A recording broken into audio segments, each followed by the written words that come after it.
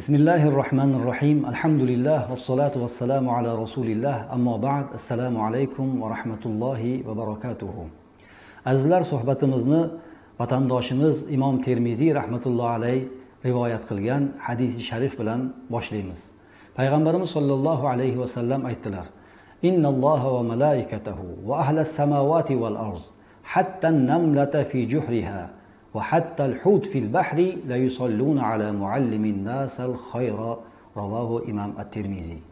Ya'ni Alloh va uni farishtalari, osmon va yer ahli, hatto inidagi chumoli va dengizdagi baliqlar ham odamlarga yaxshilikni o'rgatadigan kimsani haqqiga duo qiladi.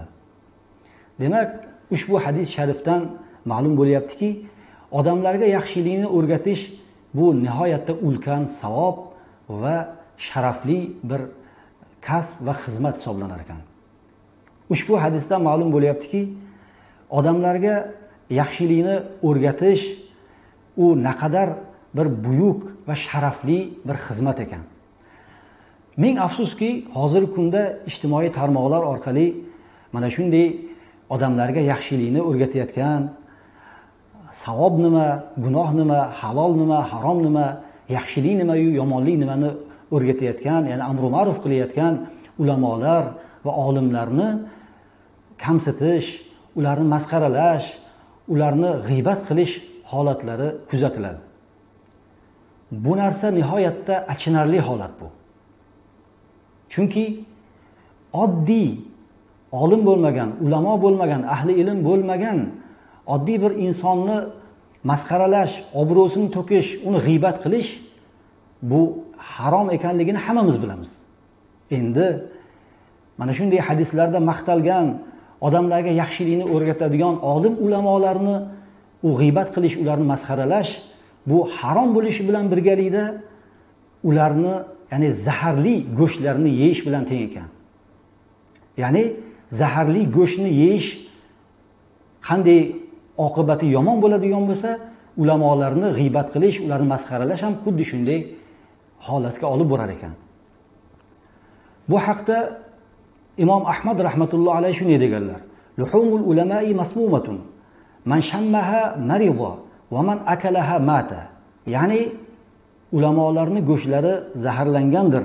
Kim ularni go'shtini hidlasa, u kasal bo'ladi.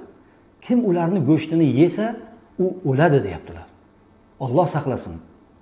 Azizlar, u ulamolarning go'shtini yeyish degani ularni g'iybat qilish. Ya'ni ulardan kim g'iybat qiladigan bo'lsa, go'yoki ulamolarni go'shtini yegan bilan teng bo'ladi. Endi ulamolarni g'iybat qilgan odam go'yoki zaharli go'shtni yegan bilan teng bo'lar ekan. Alloh saqlasin. Abdulloh ibn Muborak rahmatullohi alayhi bir gaplari bor. Kim ulamolarni kamsitsa va masxara qilsa, u oxirati barbod bo'ladi deganlar. Azizlar, har birimizni g'amimiz, harakatimiz, oxiratimiz obod qilish. Bu ulamolarni masxaralab, ularni haqorat qilib, ularni g'iybat qilib, oxiratimizni barbod qilib olmasligimiz kerak. To'g'ri, olimlar ham xato qiladi, ularda ham kamchilik bo'ladi, chunki ular ham inson ular. Insoniyat ichida faqatgina payg'ambarlar xato qilmaydi xolos. Payg'ambarlardan boshqa har qanday inson, u allomay zamon bo'lsin, u kamchilikka yo'l qo'yishi mumkin, xato qilishligi mumkin. Shunday ekan, agar qaysidir olim yoki ulamo xato qiladigan bo'lsa, uni xatosini chiroyli yo'l bilan o'ziga aytishimiz kerak yoki ijtimoiy tarmoqlar orqali uni sahifalarini topib unga bildirishimiz kerak. Xullas, shariatga muvofiq yo'l bilan uni xatosini bildirsak bo'ladi. Lekin yuqorida aytganimizdek, butun bir olimni kamchiligini topib hammaga oshkor qilsak, uni g'iybat qilsak, unda uni gunohi juda qattiq bo'ladi. G'iybatni gunohini olgan bo'lamiz va yuqorida aytilgandek oxiratimizni barbod qilib qolishligimiz mumkin. Alloh saqlasin. Va boshqa bir qancha salbiy holatlar kelishi mumkin. Ulamolarimiz aytadilarki, Allohning bir odati bor deydilar. Olimlar va ulamolarni kim masxara va ularni ustidan kulib istihzo qilsa, Alloh taolo u odamni mana shu dunyoni o'zida ana xor qiladi degan gaplari bor. Alloh taoloning mana shunday odati bor ekan. Haqiqatan ham ko'p kitoblarda ko'rganmiz, eshitganmiz ustozlardan, olimlarga odobsizlik qilgan, olimlarni kamsitgan, olimlarni g'iybat qilgan, ularning nazarlaridan qolgan odamlar yaxshi bo'lmagan ular. Oxiratlari, ya'ni oxir damlari, umrlarining oxirlari, umuman dunyo hayotlari bu yaxshilik bilan tugamagan. Alloma ibn Asokir rahmatulloh alayhi bir gaplari bor. Man atlaqa lisanahu fil ulama'i fi sabbi aw salbi ibtalahu Allohu ta'ala qabla mawtihi bi mawtil qalb. Ya'ni kim tiliga erk berib ulamolarni masxara qilsa, ularga tuhmat qiladigan bo'lsa, Alloh subhanahu va taolo uni o'limidan oldin qalbini o'ldirib qo'yadi deganlar. Alloh saqlasin azizlar. Olimlarimiz haqlarida bir narsa deyishlikdan nihoyatda ehtiyot bo'lishligimiz kerak.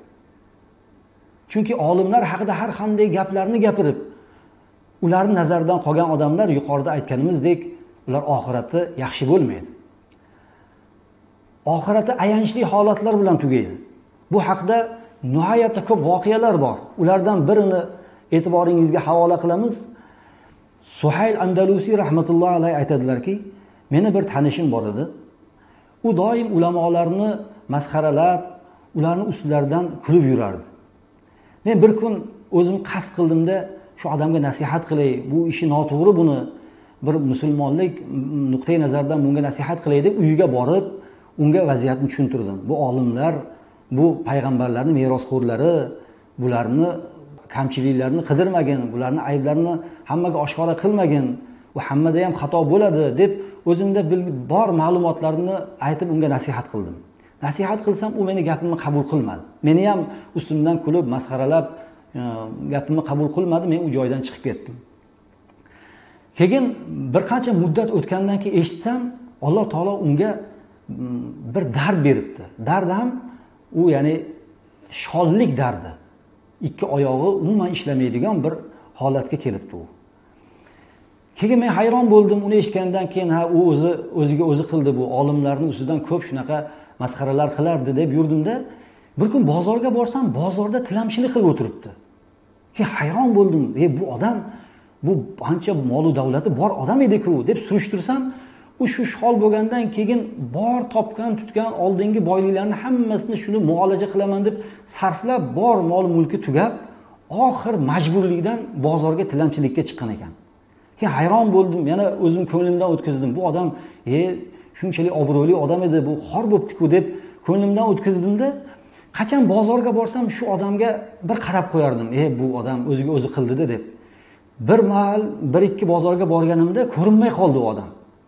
Keyin hayron bo'lib surishtirdim. Bu odam shu men tanishim edi, u nima bo'ldi bu odamga deb surishtirsam, bir shu bozorda yuradigan bir odam aytdiki, bu odamni oxiri nihoyatda xunuk holatda xotima topdi bu. Bu bozorning orqasida bir axlat to'kadigan, axlat tashiydigan bir joy bor edi. Shu joydan uni jasadi topildi. Ya'ni vafot etib shu joyda 3 kun qolib ketib qopti u. 3 kun qolib ketgandan keyin uni jasadi topildi. Topib uni zo'rg'a, ya'ni jasad nihoyat ahvoli og'ir, hidlari o'zgarib ketgan, zo'rg'a uni dafn qildik. Oxiri nihoyatda xunuk holat bilan nihoyalandi deb u odam menga aytdi. Shu bilan Suhayl Rumiyning voqealari nihoyatga yetadi. Azizlar, qarang, mana shunga o'xshagan voqealar nihoyatda ko'p. Bu olimlar, ulamolar haqida doim tiliga erk berganlarni Alloh subhanahu va taolo mana shu dunyoni o'zida uni xor qilib qo'yar ekan. Shuning uchun nihoyatda ehtiyot bo'lishligimiz kerak. Yana bir narsani esimizdan chiqarmaylik azizlar. Agar dushman bir yurtni egallamoqchi bo'lsa, u egallash yo'llari bir necha bo'ladi.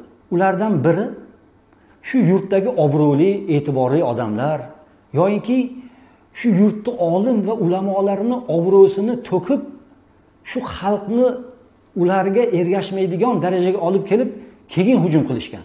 Shunda osongina u yurtni egallab olgan. Chunki u yurtni bir rahbari yo'q, Yo, asosiy ulamolarga odamlarning ixlosi yo'q bo'lgandan keyin u yurt o'zaro parokanda bo'ladi, hammasi ixtilof qilgan bo'ladi, u yurtni bosib olish ham oson bo'ladi dushmanlarga. Bu hozirgi kunda ijtimoiy tarmoqlarda o'tirib olib, olimlarni, ulamolarimizni, obro'li odamlarni obro'sini to'kayotganlar, ya'ni ularni ustidan mazax qilayotganlar, ularni g'iybat qilayotganlar, o'zlari bilmagan holatda shu din dushmanlariga, shu vatanni ko'ra olmaydigan, bizni ravnaqimizni ko'ra olmaydigan odamlarga xizmat qilib qo'yayotgan bo'lishi ham mumkin. Xizmat qilib qo'yapti ham bular. Shuning uchun ko'zimizni ochaylik. Bu yuqorida aytilgan bir qancha narsalar, olimlar, ulamolarni agar gapiradigan bo'lsak, go'yoki zaharlangan go'shtni yegandek bo'lar ekanmiz. Oxiratimiz barbod bo'lar ekan. Alloh saqlasin. Bu dunyoni o'zida Alloh taolo bizga bir qancha xorliklarni berar ekan. Qolaversa, bu joyda g'iybatning katta gunohi bor. G'iybatning gunohini hammamiz bilamiz. Buni ustozlardan bir necha marta eshitganmiz. Shuning uchun azizlar, tilimizni ehtiyot qilaylik. Ulamolarimizga muhabbat qilaylik. Ulamolarimizni ilm ma'rifatlaridan foydalanaylik. Ana shunda haqiqiy o'zimiz ham ilmli, bilimli bo'lamiz. Farzandlarimiz, zurriyotlarimizdan olimlar, ulamolar chiqadi.